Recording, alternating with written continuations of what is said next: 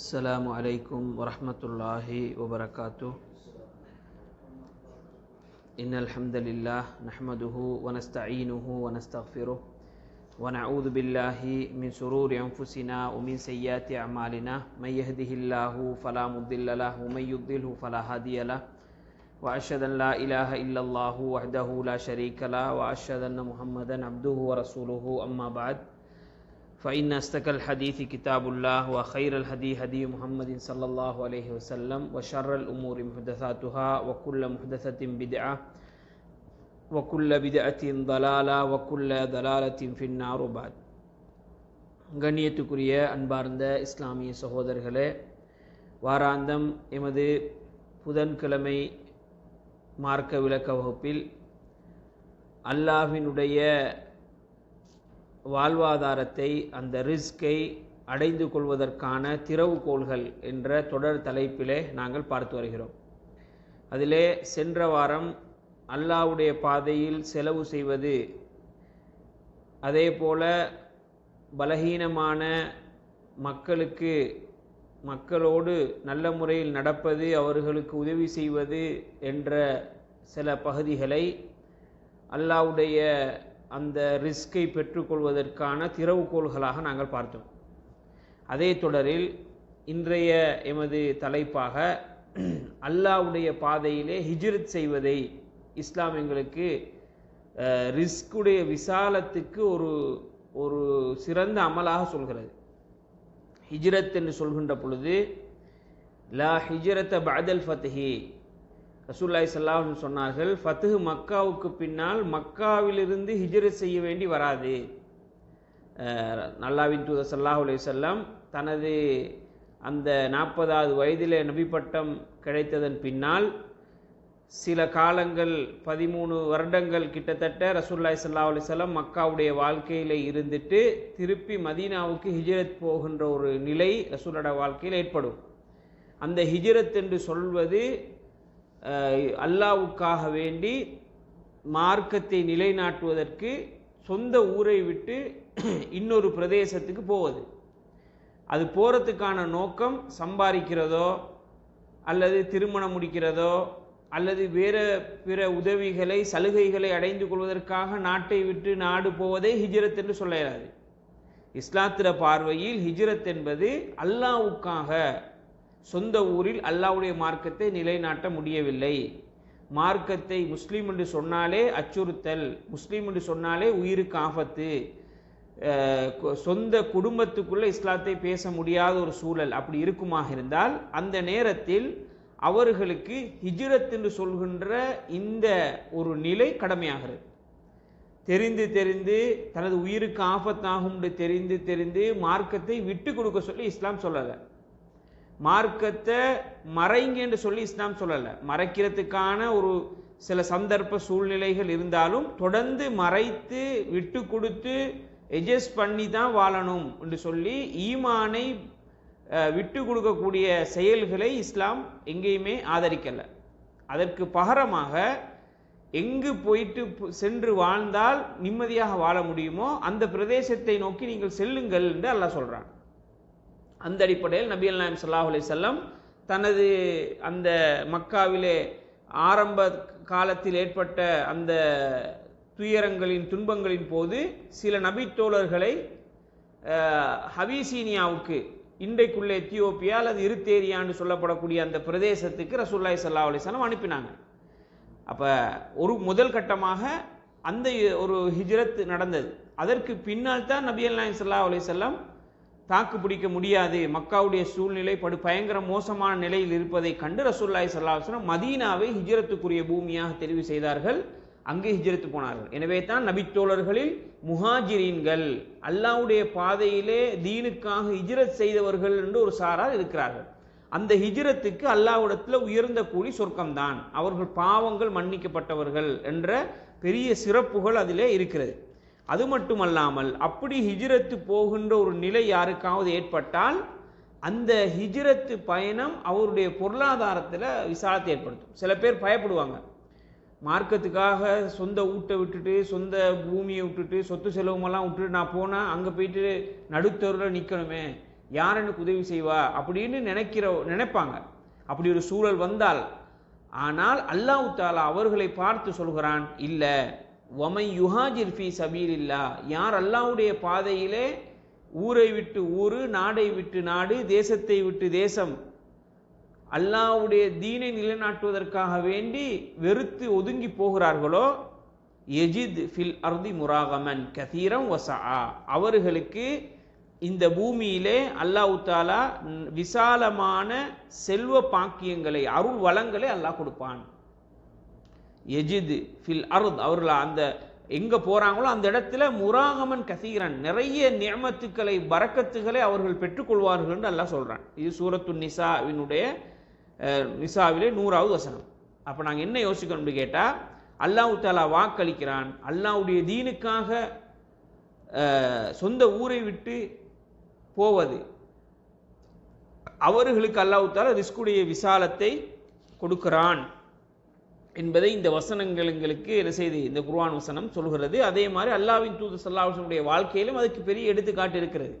மக்காவிலிருந்து மதீனாவுக்கு வந்ததன் பின்னால் மதீனா வாசிகள் மக்கா வாசிகளை ஆதரித்து அரவணைத்து உதவி செய்தார்கள். எனவே தான் அவர்கள் அன்சாரிகள் என்று சொல்லப்பட்டார்கள். மக்காவில் இருந்ததை விட பல மடங்கு நபிகள் நாயகம் ஸல்லல்லாஹு அலைஹி வஸல்லம் மதீனாவிலே செல்வந்தராக ஒரு செழிப்பான ஒரு வாழ்க்கையை அல்லாஹ் தஆலா நபிகள் நாயகத்துக்கு கொடுத்தான், அந்த நபித்தோழர்களுக்கு கொடுத்தான் என்ற செய்திகளை அந்த ஹிஜ்ரத்துடைய வரலாறிலே நாங்கள் ஏற்கனவே படித்திருக்கிறோம், கேட்டிருக்கிறோம்.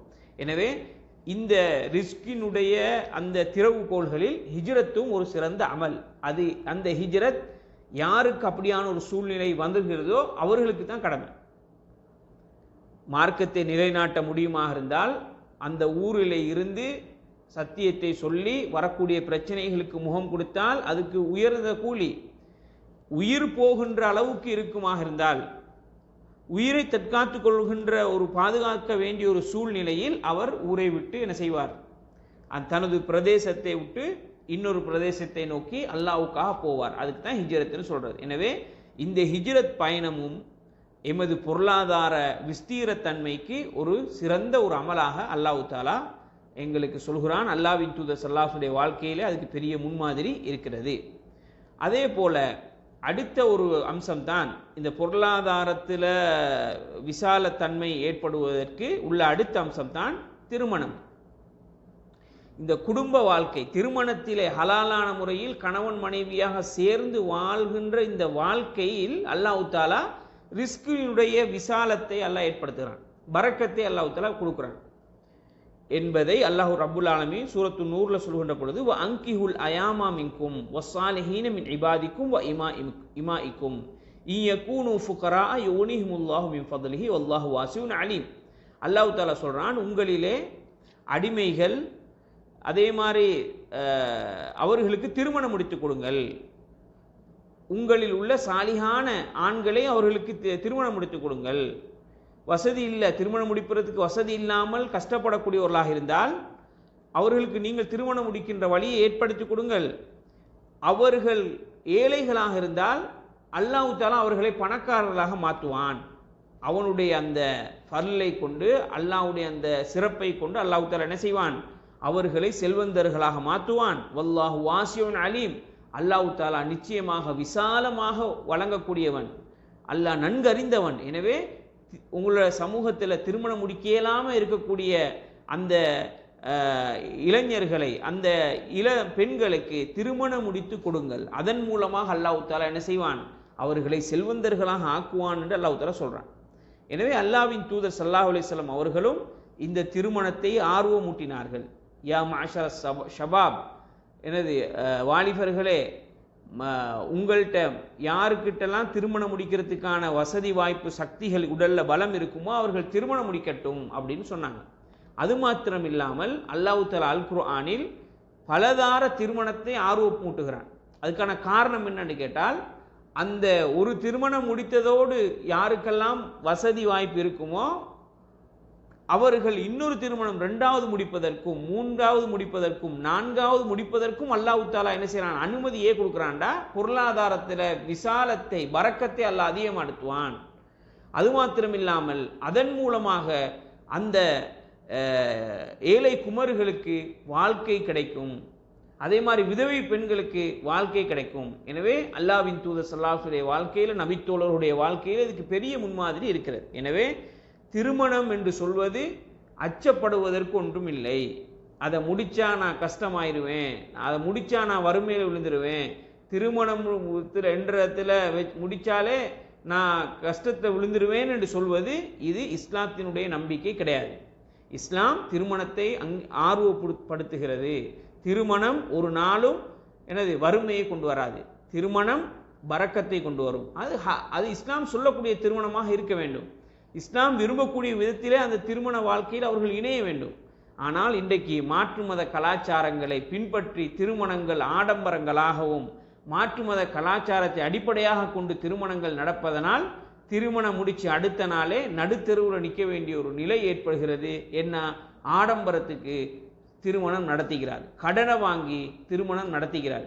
திருமணம் ஸ்டார்ட்டே கடனில் தொடங்குது, அல்லது திருமண ஸ்டார்ட்டே வட்டிக்கு வச்சு, அல்லது தனது வீட்டு பத்திரத்தை கொண்டு போயிட்டு அடகு வச்சு திருமணத்தை ஆடம்பரமாக செய்கிறாங்க.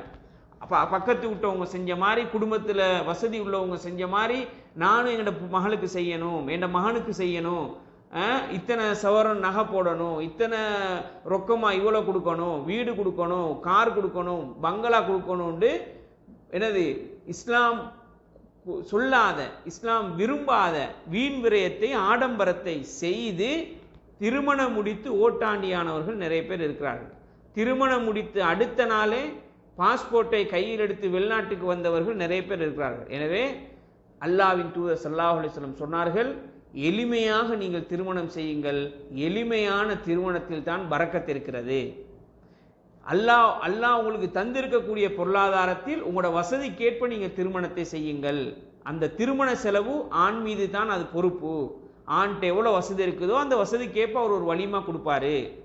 அது இல்லாமல் பெண்கள் மீது அந்த திருமண செலவுகள் சுமத்தப்படக்கூடாது.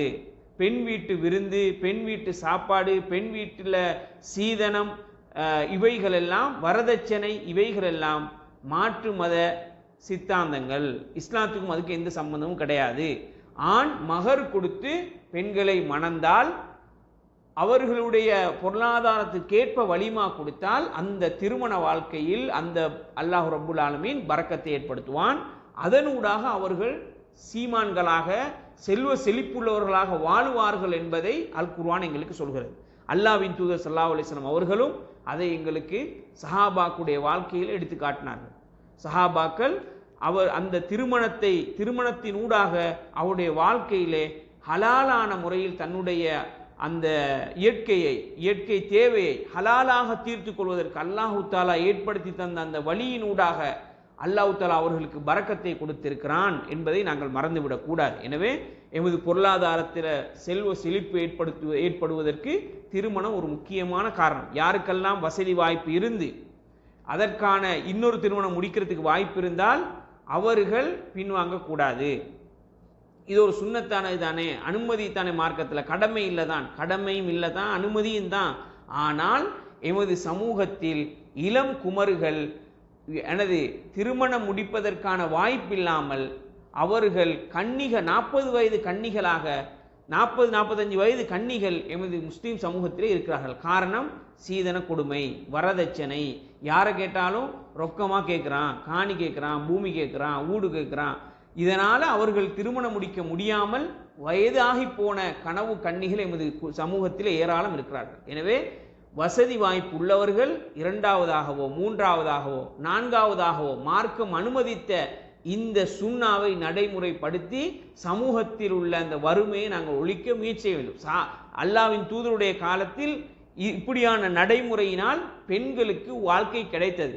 பெண்கள் தவறான வழிக்கு போகாமல் இந்த இஸ்லாமிய சமூகம் இந்த திருமணம் என்று சொல்கின்ற இந்த உயரிய அந்த இபாதத்தினூடாக, இந்த வரையறையினூடாக பெண்கள் பாதுகாக்கப்பட்டார்கள். சமூகம் அந்த பாதுகாக்கப்பட்டது. முஸ்லீம்களுடைய எதிர்கால சந்ததிகள் பாதுகாக்கப்பட்டார்கள். ஊர் பேர் தெரியாத பிள்ளைகள் சமூகத்தில் இருக்கவில்லை. இன்றைக்கு மேற்கத்திய கலாச்சாரங்களை பார்த்தால் சர்வ சாதாரணமாக ஊர் பேர் தெரியாத பிள்ளைகள் இருக்கிறது. ஒவ்வொரு ஆணுக்கும் பெண்ணுக்கும் பாய் ஃப்ரெண்ட் என்ற பெயரில் சர்வ சாதாரணமாக திருமணம் இல்லாமல் தவறான முறையில் உறவு நடந்து கொண்டிருக்கிறது. எனவே இஸ்லாம் சொல்கிறது, ஹலாலான முறையில் மார்க்கம் சொல்லக்கூடிய விதத்திலே நீங்கள் திருமணம் செய்து சந்ததிகளை பெருக்குங்கள். அதனூடாக அல்லாஹ் தஆலா உங்களுக்கு பரக்கத்தை ஏற்படுத்துவான். அதனூடாக சமூகத்தில் ஒரு நல்ல ஒரு சீர்திருத்தமான ஒரு முன்னேற்றமான சமூகமாக முஸ்லிம் சமூகம் மிளிரும். இல்லை என்றால் எந்த சமூகத்தில் திருமணம் கஷ்டமாக்கப்படுமோ, திருமணம் சுமையாகுமோ, அந்த சமூகத்தில் விபச்சாரம் மலிந்து போகும் என்பது வரலாறு. இது சர்வ சாதாரணமாக நாங்கள் எந்த ஊர்கள் எந்த நாட்டில் இந்த பிரச்சனைக்கு அங்கெல்லாம் நீங்கள் பார்க்கலாம். திருமணம் கஷ்டமாக்கப்பட்டால், திருமணம் சுமையாக்கப்பட்டால், திருமணம் ஒரு இரண்டாவது திருமணம் மூணாவது திருமணம் முடிக்கிறவங்களுக்கு விமர்சனம் செய்யப்பட்டால் அந்த சமூகத்தில் விதவைகள் அதிகரிப்பார்கள். அதே போல கன்னிகளாக பெண்கள் வீட்டிலே முடங்கி கிடப்பார்கள்.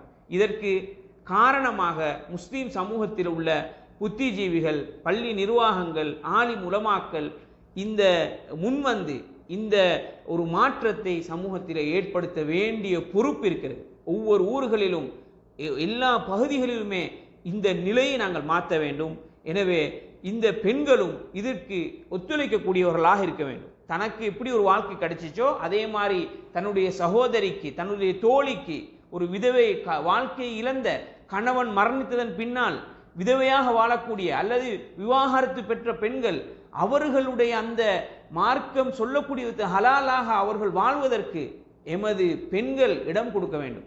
எப்படி சஹாபா பெண்கள் தங்களுடைய வாழ்க்கையிலே தனது கணவருக்கு இன்னொரு திருமணம் முடிப்பதற்கு வழிவிட்டார்களோ, இடம் கொடுத்தார்களோ, எவ்வளோ தான் ரோஷப்பட்டாலும் அதை ஹராமாக்கக்கூடிய நிலையிலோ அல்லது அதை வெறுக்கக்கூடிய நிலையிலோ, குஃபுர் என்ற இடத்துல கொண்டு போயிட்டு அதை கண்டிக்கக்கூடிய நிலையிலோ, நீங்க இன்னொரு கல்யாணம் முடிச்சா நான் தற்கொலை செஞ்சு கொள்ளுவேன் என்று சொல்லக்கூடிய அளவுக்கு சஹாபா பெண்மணிகள் இருக்கவில்லை. மார்க்கம் அப்படி எங்களுக்கு சொல்லவும் இல்லை. இன்றைக்கு கல்லானாலும் கணவன், புல்லானாலும் புருஷன் என்று சொல்லக்கூடிய மாற்று மத சித்தாந்தத்தை வைத்து கொண்டு ஒரு கணவனுக்கு ஒரு மனைவி தான் என்ற ஒரு பிழையான நம்பிக்கையின் அடிப்படையிலே பெண்கள் வளர்க்கப்பட்டிருக்கிறார்கள். அதனால் இன்னொரு திருமணம் முடித்தால் அது ஒரு கேவலம் மாதிரி பார்க்கிறார்கள், அது ஒரு பாவம் மாதிரி பார்க்கிறார்கள், அது ஒரு அருவருப்பு மாதிரி பார்க்கிறார்கள். அப்படி பார்த்தால் நபி தோழிகளை நீங்கள் எந்த கண் கொண்டு பார்ப்பீர்கள்? அல் குர்ஆனுடைய சட்டத்தை நீங்கள் எந்த கோணத்திலே யோசிப்பீர்கள்? உண்மையிலேயே பெண்கள் அப்படி ரோசப்படுவதற்கு அவர்களுக்கு அனுமதி இருக்கிறது. பெண்கள் தனது கணவரை விட்டு கொடுக்க கூடாது என்றது இருந்தாலும் சமூகனுடைய நிலைமைகளை பார்த்து அந்த கணவனுக்கு வசதி வாய்ப்பு, உடல்ல சக்தி, நீதமாக அவர் செயல்படுவார் என்று இருந்தால் கட்டாயம் கணவன்மார்கள், ஆண்கள் முன்னின்று இந்த திருமணங்களை அவர்கள் செய்ய வேண்டும். அதனூடாக சமூகத்திலே ஒரு நல்ல மாற்றத்தை ஏற்படுத்துவதற்கு நாங்கள் முனைய வேண்டும்.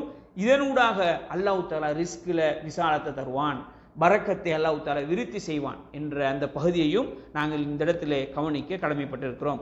அதே போல அடுத்த பகுதி தான் இந்த பொருளாதாரத்தினுடைய திறவுகோள்களாக, எமது வாழ்வாதாரத்துடைய விசாலத்தின் திறவுகோள்களாக அல்லாஹ் ரப்புல் ஆலமீன் சொல்லக்கூடிய அடுத்த ஒரு பகுதி என்னன்னு கேட்டால் ஷுக்ருன் நிஅம். அல்லாஹ் தஆலா எங்களுக்கு செய்திருக்கக்கூடிய நிஅமத்துகளுக்கு நன்றி செலுத்துவது. அல்லாஹ் எங்களுக்கு எவ்வளோ நிஅமத்துகள் செய்திருக்கிறானோ அந்த நிஅமத்துக்களை நினைத்து அல்லாஹ்வுக்கு நன்றி செலுத்துவதன் ஊடாக அல்லாஹ் தஆலா என்ன செய்வான்? எமது பொருளாதாரத்தை அதிகரித்து தருவான், எமது வாழ்வாதாரத்தில் விசாலத்தை ஏற்படுத்துவான்.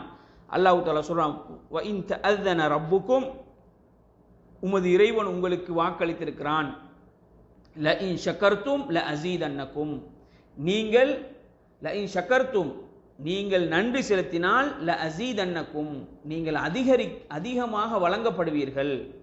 நீங்க அல்லாஹ்க்கு நன்றி செலுத்தக்கூடியவர்களாக இருந்தால் அல்லாஹ் உங்களுக்கு அதிகரித்து தருவான். வல இன் கஃபர்தும் நீங்கள் நன்றி மறந்து நடந்தால் இன்ன அதாபி லஷதீத் என்னுடைய வேதனை தண்டனை கடுமையானதுன்னு அல்லாஹ் தஆலா சொல்றான். சூரத் இப்ராஹிமுடைய 7வது வசனம். அப்படின்னா அல்லாஹ் தஆலா எங்களுக்கு செய்திருக்கக்கூடிய நிஅமத்துக்களை நினைத்து அல்லாஹ்வுக்கு நன்றி செலுத்த அல்லாஹ் எங்களுக்கு அதிகரித்து தருவான். அல்லாஹ்வுக்கு நன்றி செலுத்துவதற்கான மிக முக்கியமான அடையாளமே பாவத்தை விடுவது. பாவத்தை விட்டாலே நாங்கள் அல்லாஹ்க்கு நன்றி செலுத்துகிறோம், பாவத்தை நாங்கள் விடுறோம்.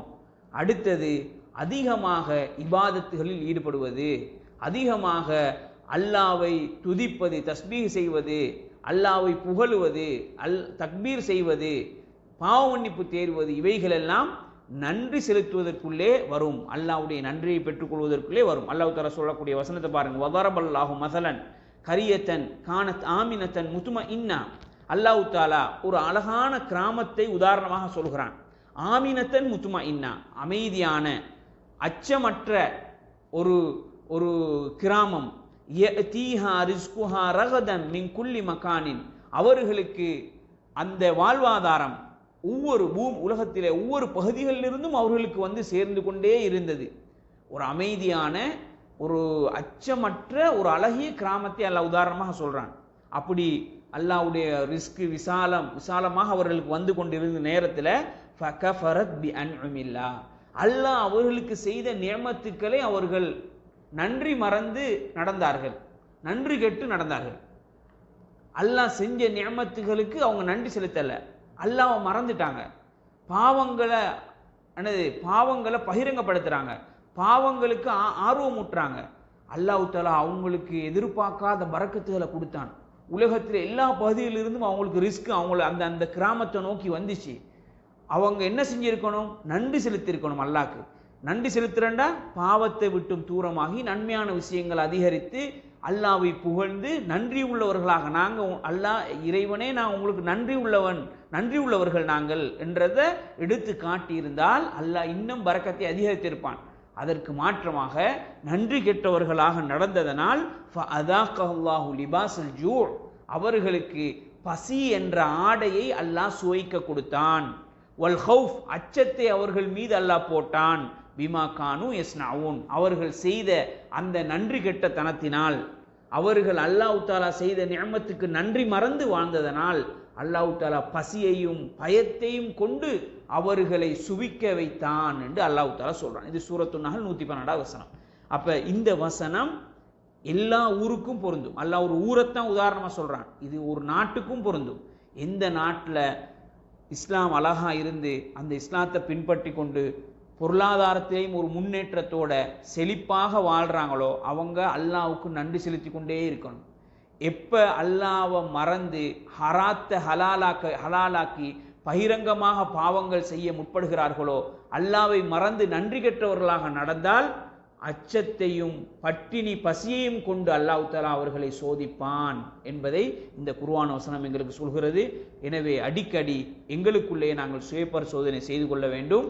அல்லாஹ்வுக்கு நன்றி உள்ள அடியார்களாக நாங்கள் இருந்தால் அல்லாஹ்வுடைய உதவி எங்களை தொடர்ந்து கொண்டே இருக்கும். நன்றி கெட்டவர்களாக நன்றி மறந்து நடந்தால் அல்லாஹ்வுடைய சோதனைகள் எங்களை பின்தொடரும். அல்லாஹ் பாதுகாக்க வேண்டும்.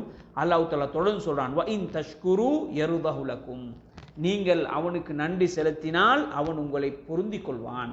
அல்லாஹ்வோட பொருத்தம் கிடைக்கும். நீங்க நன்றி செலுத்த அல்லாஹ் உங்களை புரிந்து கொள்வான். எனவே தான் நபிகள் நாயகம் ஸல்லல்லாஹு அலைஹி வஸல்லம், நீங்க உணவு உண்டால் அதற்கு பின்னால் நீங்க அல்ஹம்துலில்லாஹ் என்று சொல்லுங்கள். அந்த அல்ஹம்துலில்லாஹ் அது உங்களுடைய அல்லாஹ்வுக்கு நன்றி செலுத்துவதாக அமையும் என்று அல்லாஹ்வின் தூதர் ஸல்லல்லாஹு அலைஹி வஸல்லம் அவர்கள் சொன்னார்கள். வமா பிக்கும் மின் நிஅமத்தின் ஃபமினல்லாஹ், எந்த ஒரு நிஅமத்து அருளாக இருந்தாலும் அது அல்லாஹ்வுடைய புறத்திலிருந்து உங்களுக்கு கிடைத்தது. எனவே தான் அல்லாஹ் தஆலா சொல்றான், என்னது, வ இன் தஅது நிஅமத்தல்லாஹி லா துஹ்ஸூஹா, அல்லாஹ் தஆலா உங்களுக்கு தந்திருக்கக்கூடிய நிஅமத்துக்களை நீங்கள் கணக்கிட்டால், என்ன முற்பட்டால் உங்களால் கணக்கிட முடியாது. இன்னல்லாஹ லகஃபூருர் ரஹீம், நிச்சயமாக அல்லாஹ் தஆலா என்னது, இரக்கமானவனாகவும் பாவங்களை மன்னிக்கக்கூடியவனாகவும் இருக்கிறான். இது சூரத்துன் நஹல் 18. அதே மாதிரி சூரத்துல் இப்ராஹிம்லையும் என்னது, வ இன் தஅது நிஅமத்தல்லாஹி லா துஹ்ஸூஹா இன்னல் இன்சான தலூமுன் கஃபூர், அல்லாஹ் தஆலா சொல்றான். இதே மாதிரி என்னது, அல்லாஹ்வுடைய நிஅமத்துக்களை நீங்க என்ன முற்பட்டா எண்ணி முடிக்க இயலாது. நிச்சயமாக மனுஷன் நன்றி கெட்டவனாகவும் அநியாயக்காரனாகவும் இருக்கிறான் அல்லாஹ் தஆலா சொல்றான். எனவே நாங்கள் யோசிக்கணும், அல்லாஹ்வுக்கு நன்றி உள்ளவர்களாக நாங்கள் வாழ்கிறோமா அல்லது நன்றி கெட்டவர்களாக வாழ்கிறோம்? அல்லாஹ் தஆலா எங்களுக்கு தந்திக்கக்கூடிய நிஅமத்துக்களை எப்பயாவது நாங்கள் நிஅமத்துன்னு உணர்ந்தோமா? எங்களோட உடம்புல எங்களுக்கு அல்லாஹ் தஆலா செஞ்சிக்கக்கூடிய நிஅமத்துக்களை வஃபி அன்ஃபுசிக்கும் அஃபலா துப்சிரூன், உங்களுக்குள்ள நான் என்ன செஞ்சிக்கிறேன் நீங்க பார்க்க மாட்டீங்களா? உங்களுக்குள்ள என்ன நிஅமத்துக்குள்ள வச்சிக்கிறேன் நீங்க பார்க்க மாட்டீங்களா என்று அல்லாஹ் தஆலா கேட்கிறான். எப்பயுமே நிஅமத்து இது நிஅமத்து தான் என்று தெரிகிறதுக்கு அந்த நிஅமத் எங்களை விட்டு போனா தான் விளங்கும். நிஅமத் உண்டு, ஒரு அருள் உண்டு, எங்கள்கிட்ட இருக்கிற நேரம் நாங்கள் அது அருளாகவே கணக்கெடுக்க மாட்டோம். அந்த அருள் எங்களை விட்டு போனாதான் நாங்கள் விளங்குவோம். பெரிய ஒரு இது அருள் என்னை விட்டு போயிருச்சே, பெரிய ஒரு நலவு என்னை விட்டு போயிருச்சேன்னு நாங்கள் கவலைப்படுவோம். எனவே எப்பயுமே அல்லாஹ் தஆலா எங்களுக்கு செஞ்சிடக்கூடிய நிஅமத்துகள் எங்களோடு நிரந்தரமாக இருக்க வேண்டுமாக இருந்தால் ஷுக்குர் நிரந்தரமாக இருக்க வேண்டும். எனவே தான் அல்லாஹ்வின் தூதர் ஸல்லல்லாஹு அலைஹி வஸல்லம் அழகான ஒரு துஆவை கேட்பார்கள். அல்லாஹும்ம இன்னி அஊது பிக்க மின் ஸவாலி நிஅமத்திக். யா அல்லாஹ், உன்னிடம் உன்னுடைய நிஅமத் என்னை விட்டும் தூரமாவதை விட்டும் நீங்குவதை விட்டும் உன்னிடம் பாதுகாவற்றிருக்கிறேன். ஸவாலி நிஅமத்திக் வ தஹவுலி ஆஃபியத்திக், உன்னுடைய ஆரோக்கியம் என்னை விட்டும் திருப்பப்படுவதை விட்டும் உன்னிடம் பாதுகாவற்றிருக்கிறேன். வ ஃபுஜாஅத்தி நிக்மத்திக், திடீர் கோபம், அல்லாஹ்வுடைய கோப பார்வை திடீரென்று வருவதை விட்டும் யா அல்லாஹ் உன்னிடம் பாதுகாவற்றிருக்கிறேன். வ ஜமீஅ ஷஹத்திக், யா அல்லாஹ் உன்னுடைய அனைத்து கோபங்களை விட்டும் நான் உன்னிடம் பாதுகாவற்றிருக்கிறேன். நபிகள் நாயகம் ஸல்லல்லாஹு அலைஹி வஸல்லம் கேட்பார்கள். ஏன் கேட்பார்கள் என்றால், எப்பயுமே நாங்கள் நன்றி மறந்துட்டோம்டா அல்லாஹ் தஆலா அந்த நிஅமத்தை பிடுங்கி எடுத்துருவான். நாங்கள் நிம்மதியாக வாழ்ந்து கொண்டிருப்போம், ஆரோக்கியமாக வாழ்ந்து கொண்டிருப்போம், நாங்கள் எங்களோட பிள்ளைகள்கிட்ட ஒரு நல்ல சூழலை பார்ப்போம், மனைவி சாலிகான மனைவியாக இருப்பா. ஆனால் நாங்கள் நன்றி கெட்டு நடந்தால் அந்த சாலிகான மனைவியோட குணத்தில் அல்லாஹ் தஆலா என்ன செய்வான்? மோசமான குணத்தை ஏற்படுத்துவான். நல்ல சாலிகாக வளர்கிற பிள்ளைகள்கிட்ட குணத்தில் கெட்ட குணத்தை ஏற்படுத்துவான். அப்போ நாங்கள் யோசிப்போம், எங்கேயோ ஒரு இடத்துல அடிக்குது, மிஸ்டேக் ஆகுது, நாங்கள் நன்றி மறந்து நடக்கிறோம். அதனால அந்த சாலிகான மனைவியுடைய குணத்தை எல்லாம் எடுத்து எங்களுக்கு சோதனைக்காக மனைவியோட குணத்தில் காட்டுறான், பிள்ளைகளுடைய குணங்களில் காட்டுறான், எங்களோட பொருளாதாரத்துடைய நிலைமைகள் எல்லாம் குறைச்சி பிடிச்சி காட்டுறான். ஏன் காட்டுறான்டா? நீ நன்றி மறந்து நடக்கிறாய், நீ நன்றி செலுத்தி கொண்டு இருக்கிற காலமெல்லாம் உன்னோட வாழ்க்கையில் நிம்மதி சந்தோஷத்தை நீ ஒன்றன் பின் ஒன்றாக அனுபவித்து கொண்டே இருந்தாய். எப்போ நீ நன்றி மறந்தாயோ, எப்போ நீ என்னை நினைக்க மறந்தாயோ, எப்போ நீ என் பக்கம் உள்ள அந்த கவனத்தை திசை திருப்பினாயோ, உலக மோகங்களின் பக்கம் பின்னால் போனாயோ, பாவத்தின் பின்னால் அலைந்தாயோ, அப்பொழுது உனக்கு நான் தந்த நியமத்துக்களை கொஞ்சம் கொஞ்சமாக எடுப்பேன். நல்லா பார்த்து கொண்டிருந்த பார்வை குறையும், கேட்கிற திறன் குறையும், எமது உடல் உறுப்புகளுக்குள்ள இருக்கக்கூடிய அல்லாஹ் தந்த நியமத்துக்களுடைய அந்த சக்திகள் இழக்கும். அப்போ திடீர்னு ஒரு நோய்வாய்ப்படுவோம், திடீர்னு சுகர், பிரஷர், பிபி, அதே மாதிரி என்னது கிட்னி ஃபெயிலியர், ஹார்ட் அட்டாக், இது மாதிரியான காண்ற நேரம் நாங்கள் உணர்வோம், அல்லாஹ் எங்களுக்கு எவ்வளோ பாக்கியத்தை தந்திருந்தான், நான் நன்றி கெட்டு நடந்துட்டேனே. மூச்சு விடுறது பெரிய பாக்கியம், அல்லாஹ்வோட நியமத். இதை நன்றி மறந்துட்டனே, மூச்சு இயலாமல் தவிச்ச அந்த கொரோனாவுடைய காலத்தை சிந்திச்சு பாருங்க. ஆக்சிஜன் இல்லாமல் எத்தனை லட்சம் கோடிக்கணக்கான மக்கள் உயிர் இழந்தார்கள். ஒரு மூச்சு, அந்த மூச்சுக்குடைய பெருமதி விலை மதிக்க முடியாமல் இருந்துச்சு. அப்போ இன்றைக்கு அல்ஹம்துலில்லாஹ் ராகத்தாக நாங்கள் மூச்சு விட்டு கொண்டு இருக்கிறோம்டா. இது அல்லாஹ் எங்களுக்கு செஞ்ச நியமத்து இல்லையா? இந்த நியமத்தே போதாதா? இந்த நியமத்தே போதாதா அல்லாஹ்வுக்கு நன்றி செலுத்துறதுக்கு? இது மாதிரி ஏராளமான நியமத்துக்களை அல்லாஹ் எங்களுக்குள்ளே பொதிந்து வைத்திருக்கிறான், நிரப்பி வைத்திருக்கிறான். அதனால தான் அல்லாஹ் சொல்கிறான், நீ எண்ணிப்பாரு, உன்னால் எண்ணி முடிக்க இயலாது. எனவே தான் எமது உடலுக்குள்ள ஒவ்வொரு பாகத்துக்கும் ஒவ்வொரு பார்ட்ஸுக்கும் இன்றைக்கு அதை படிக்கிறதுக்கு வைத்தியர்கள் இன்றைக்கு ஒவ்வொரு துறையில் படித்து கொண்டிருக்கிறாங்க. ஏன்னா அவ்வளோ அற்புதம், அவ்வளோ பெரிய பாக்கியம். கண்ணுக்கு சில டாக்டர், ஹார்ட்டுக்கு டாக்டர், காது சம்பந்தமாக தனி டாக்டர், நரம்பு சம்பந்தமாக தனி டாக்டர். ஏன் அது? ஒவ்வொன்றுக்குள்ளேயும் அல்லாஹ் தஆலா அவ்வளோ பெரிய அற்புதங்களை வச்சுக்கிறான். அதை ஒவ்வொன்றையும் படிக்கிறதுக்கு என்னது வருட கணக்கில் மனிதன் செலவழிக்க வேண்டிய அளவுக்கு அல்லாஹ் நியமத்துக்களை மனித உடலுக்குள்ளே வைத்திருக்கிறான். அந்த நியமத்துக்களுக்கு நாங்கள் நன்றி செலுத்தாட்டி நன்றி மறந்து வாழ்ந்தால் அல்லாஹ் தஆலா அந்த நியமத்துக்களை பிடுங்கி எடுத்துருவான். அதை எடுத்த பிறகு நாங்கள் கவலைப்பட்டத்தில் வேலை இல்லை. எனவே இருக்கின்ற பொழுதே அதை பாதுகாத்துக் கொள்வதற்கு நாங்கள் தெரிஞ்சுக்கொள்ளணும், நன்றி செலுத்தணும். நன்றி செலுத்த அல்லாஹ் தஆலா நியமத்துக்களை அதிகரித்து கொண்டே இருப்பான். எனவே கண்ணியத்துக்குரிய அன்பான இஸ்லாமிய சகோதரர்களே, இன்னல் இன்சான லிரப்பிஹி லகனூத், நிச்சயமாக மனிதர்கள் அந்த இறைவனுக்கு நன்றி கெட்டவர்களாக இருக்கிறார்கள் என்று அல்லாஹ் தஆலா சொல்றான், நன்றி மறந்து இருக்கிறார்கள் என்று அல்லாஹ் தஆலா சொல்றான். எனவே நாங்கள் அந்த பட்டியலுக்குள்ளே போகாமல் நன்றி உள்ள அடியார்களாக இருக்க வேண்டும். முன்பின் பாவங்கள் மன்னிக்கப்பட்ட நபிகள் நாயகம் ஸல்லல்லாஹு அலைஹி வஸல்லம் அவர்கள் தனது கால் வீங்கி புடைக்கின்ற அளவுக்கு இரவிலே நின்று வணங்குவார்கள். காரணம் என்ன?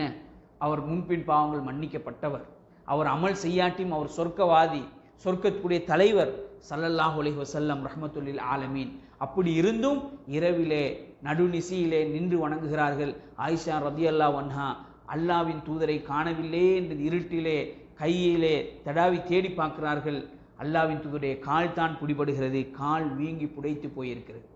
ஆயிஷா ரதியல்லாஹு அன்ஹா திடுக்கிட்டு எழும்புகிறார்கள், விழித்து கேட்கிறார், அல்லாவின் தூதரே ஏன் நீங்க இவ்வளோ கஷ்டப்பட்டு தொழுகிறீங்க, கால் வீங்குற அளவுக்கு ஏன் தொழுகிறீங்க யார சொல்லலாம், நீங்க தான் முன்பின் பாவங்கள் மன்னிக்கப்பட்ட நபியாச்சே, நாங்க செய்யறது நியாயம், நீங்க ஏன் அப்படி செய்யறீங்க?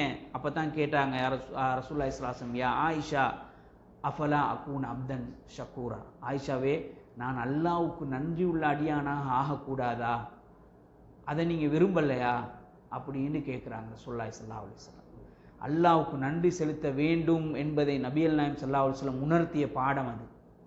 எனவே அல்லாஹ் தஆலா எங்களுக்கு தந்தோ தரலையோ, அல்லாஹ் தந்திக்கிறதுக்கு நாங்கள் நன்றி செலுத்தி கொண்டே இருக்கணும். மரணிக்கும் வரைக்கும் செய்தாலும் அது ஈடாகாது, செய்து முடிக்க இயலாது, அந்த கடன் எங்களுக்கு தீர்க்க இயலாது. எனவே அல்லாஹ்வுக்கு நன்றி செலுத்தி கொண்டே இருக்க வேண்டும். எமது நாவுகள் அல்லாஹ்வை திக்ரு செய்து கொண்டே இருக்க வேண்டும். எமது உடல் உறுப்புகள் அல்லாஹ்வுக்காக நன்றி உள்ளவதாக இருக்கவே வேண்டும். பாவத்தை விட்டு தூரமாக வேண்டும். செய்த பாவத்துக்கு தௌபா கேட்டுக்கொண்டே இருக்க வேண்டும். அதே போல நன்மைகளில் ஆர்வம் காட்டிக்கொண்டே இருக்க வேண்டும். அதன் மூலமாக அல்லாஹ்வுக்கு நன்றி உள்ள அடியார்களாக இருக்க வேண்டும். அல்லாஹ் தஆலா சொல்கிறான், மிக ஆக சொற்பம் கொஞ்சம் பேர் தான் அல்லாஹ்வுக்கு நன்றி உள்ளவர்களாக இருக்கிறார்கள். அல்லாஹ்வுக்கு தாவூத் அலைஹிஸ்ஸலாத்தை பார்த்து அல்லாஹ் தஆலா சொல்றான், தாவூத் அலைஹிஸ்ஸலாம் அவர் அல்லாஹ்வுக்கு அதிகமாக ஷுக்ர் செய்யக்கூடியவர்களாக இருந்தார்கள், ஆனால் அடியார்களில் கொஞ்சம் பேர் தான் அல்லாஹ்வுக்கு நன்றி உள்ளவர்களாக இருக்கிறார்கள் சொல்கிறார்கள். எனவே அல்லாஹ் தஆலா சொல்றான், எனவே அந்த அல்லாஹ்வுக்கு ஷுக்ர் செய்யக்கூடிய கூட்டத்தில் அல்லாஹ் தஆலா என்னையும் உங்களையும், என்னை பெற்றவர்களையும் உங்கள் பெற்றவர்களையும், உங்களுடைய குடும்பத்தினர்களையும் அல்லாஹ் தஆலா சேர்க்க வேண்டும் என்கின்ற பிரார்த்தனையோடு இந்த தொடரான தலைப்பை இன்றோடு நாங்கள் நிறைவு செய்கிறோம். இன்ஷா அல்லாஹ் ஆரம்பத்திலிருந்து இந்த வகுப்பு வரை நீங்கள் பார்த்தால் அல்லாஹ் வாழ்வாதாரத்திற்குரிய திறவுகோள்களை நீங்கள் உங்களால் விரிவாக இன்ஷா அல்லாஹ் தெரிந்து கொள்ளலாம். இன்ஷா அல்லாஹ் அடுத்த வேறொரு தொடர் தலைப்பில் நாங்கள் இன்ஷா அல்லாஹ் அடுத்த வகுப்புகளில் சந்திப்போம். முடிந்த அளவுக்கு நாங்கள் மார்க்கத்தில் இணைந்து மார்க்கத்தை படிப்பதன் ஊடாக, மார்க்கத்தை கேட்பதன் ஊடாக எமது வாழ்க்கையுடைய நேரங்களை அதிகமாக அல்லாஹ்வுக்கு நன்றி செலுத்தக்கூடிய விதத்திலே செலவழிப்பதற்கு அல்லாஹ் தஆலா அனைவருக்கும் தௌஃபீக் செய்வானாக. வ ஆகிரு தஅவானா அல்ஹம்துலில்லாஹி ரப்பில் ஆலமீன்.